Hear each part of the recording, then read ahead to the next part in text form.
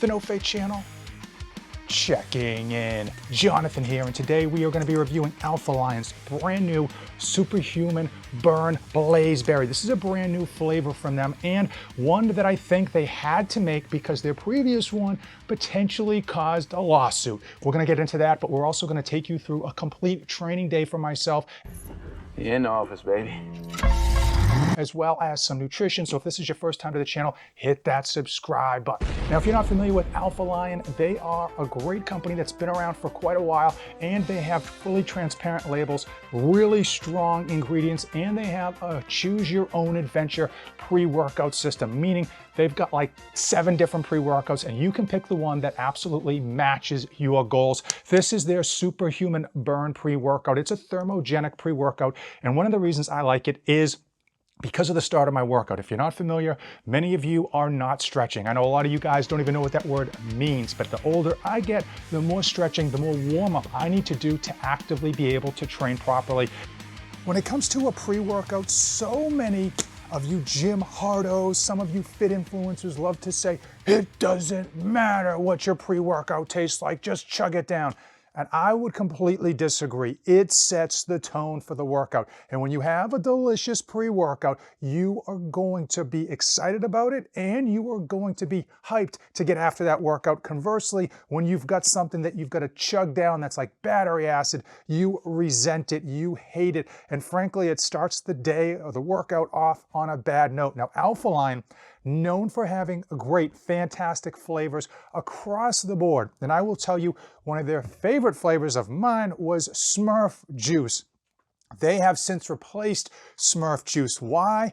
I get a feeling they got either sued or they got a cease and desist order. For those of you not familiar, Smurf, it's not really a word. It's owned in terms of intellectual property by, I believe, Hasbro, but one company owns the Smurfs, the cartoon. All of the intellectual property associated with the Smurfs, they own. You just can't be using Smurfs or even their likeness in a naming of your product. I think Alpha Lion got away with it for a while because they were under the radar. I'm sure the people that own Smurfs wasn't looking at pre-workout for people stealing their intellectual property, but boom, they have released Blazeberry, and this is supposed to be a blueberry gummy bear, and the reality is, it tastes exactly the same as Smurf juice. It's the same thing, same formula, just a different name. Tastes delicious.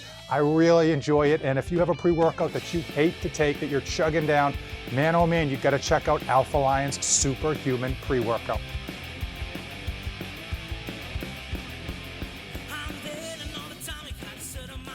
Now, one of the many reasons that Alpha Lion's Superhuman Burn has made my top pre-workout list, I think 2 years running, is actually because of my age. The older I get, the more I need to warm up. Now, I know for some of you young bucks, warming up is just simply a light set right before you load up your max. But for me, if I don't do a proper warm-up, and frankly, a quite thorough warm-up, my workouts absolutely stink. I'm just too achy, and part of that is because, again, I do work out so early in the morning, my body's still trying to warm up.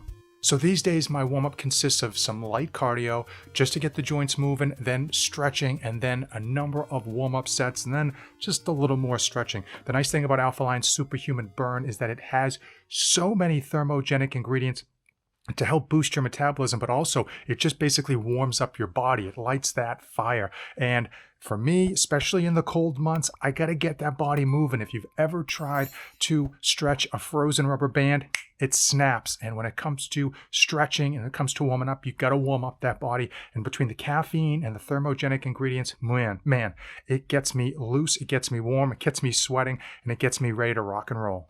One thing I always do is to calculate my rest time. I want to be mindful of how much time I'm taking between sets. Now, usually when I'm not filming, it is 1.5 minutes to 2 minutes on my heavier compound movements that are on the front end of the workout, and that kind of tapers down to 1.5 to a minute on the back end of the workout, where I'm trying to go through some auxiliary exercises and really kind of get my heart rate up. So many of you are taking so long between your sets, it's ridiculous. And for me, I know personally, when I film, that's what I'm doing right now, when I film my workouts, they take ultra long. And some of my best workouts I never film because I'm just clanging and banging, grip it and rip it and get after it. The third reason that I love Alpha Lion Superhuman Burn as my pre-workout of choice is again because of my age.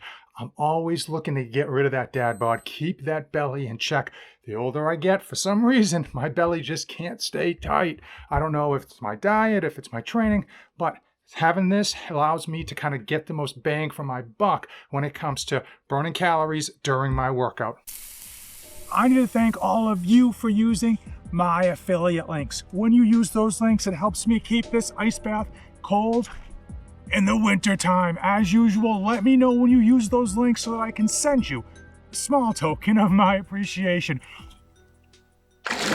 One thing I do to keep the time duration of my workout to something reasonable, and of course to keep the intensity high to burn off this dad bod, is to do supersets towards the end of my training. And a lot of times I'll do a set and then I will incorporate a superset of abs or even cardio or shadow boxing or even mountain climbers, anything to get that heart rate up. Then I have a rest and I go back for more. And I will tell you, at the very end of my workouts, I enjoy doing some cardio. Two of my favorite forms of cardio have to be the Echo bike, also known as an assault bike or the devil's bike. It is just a great way to put the pedal to the metal, go all gas and no brakes, and simply get a fantastic workout in without actually having a lot of joint impact because you're seated the whole time. The other way is to do shadow boxing. But now, by no means am I a boxer or an MMA specialist, but shadow boxing is fantastic. You can do it in a small space, and I like using egg weights to put in my hands just to make it a little bit more harder and to help improve my hand speed and make sure I remember to keep my hands up. Two reasons that I vary my training so significantly in terms of variety, and that is because, frankly, one, I don't want to get bored. If you have a training session that you're doing the same thing every time, it gets boring, and it gets boring quick. And if you're not excited to train, then you're not going to train nearly as hard if you are amped up. The second reason has to do with confusing the muscle, and that's not just gym bro science. The reality is, if you bench first thing every day on your push day, you are gonna maybe even get good at benching. But ultimately, if you throw a monkey wrench in there and just switch it up once, you are gonna find that not only are you gonna feel it a lot more, it's gonna be a lot more difficult than you realize. So I love incorporating different exercises to keep things interesting and to keep myself guessing. The first whole food that I will take in after my training, because it is quick, because it's easy, and of course because it's convenient, is a protein shake. I do 1 scoop of whey protein with 10 grams of collagen protein for the face so I can be demure, and I just put that down lickety split, and then I go and cook my first whole food meal. First whole meal of the day, and we're gonna go quick because I'm starving. We've got white rice as well as a cup of egg whites and 3 whole eggs. I'll flavor that with some salsa as well as some Cholula green pepper sauce and get after it. My carb source in the morning for the first day, for the beginning of the day, always is either rice or steel cut oats. If I'm in a rush, maybe I'll do a fruit so I can do it on the go, but that's just how it is. The protein source is grilled chicken, ground turkey, or eggs. Usually I try to shoot for 4 and even sometimes 5 meals, targeting whole food, as little processed food as possible. And I try, air quotes, to taper down the carbohydrates throughout the day so that dinner tends to have the least amount of carbs, but it doesn't always work out that way. Sometimes when I'm trying to gain weight, I will eat more. And of course, when I'm trying to lose that dad bod, I just try to eat a little bit less. I don't always track my macros or my calories, but every once a month or so, I try to do it just to make sure I'm right around where I should be. Probably the biggest question I always get asked is, what is my current training split? And typically for the past couple years, I've done some iteration of push, legs, pull. It's basically PPL, and I split it up that way so that I can get an upper body rest day when I hit legs. I will tell you that I do 3 days on, 1 day off, and I find this to be a great middle ground for making sure I hit each body part twice every 8 days, but still getting my rest days in and allowing my body to recover. Trying to find that balance of where you can go hard, where you can go heavy, have high intensity, but still make it back to the next training cycle feeling rejuvenated is definitely a learning curve, and everyone's going to be different. You really got to taper in to see, okay, how many sets are too much? How many sets are not enough? How much cardio do I want to get in there? How much cardio is too much, such that when I hit leg day, I feel like worn out or lethargic? It's really like titrating in terms of really finding that specific balance. And again, everyone's different. I tend to lean towards more is better. Mathematically, you probably shouldn't be doing as many sets as I am, and I think you're better off getting a program that has a more realistic approach to volume so that you can get a little bit better of recovery. This just seems to work for me. I've stayed injury-free for a couple of years now, for the most part, knock on wood, and we're just rolling with it because I've been happy with the results, and most importantly, I've been enjoying the workout routine. Another question I often get asked is, do you need pre-workout? And the short answer is no, you absolutely don't, and sometimes I do train without pre-workout.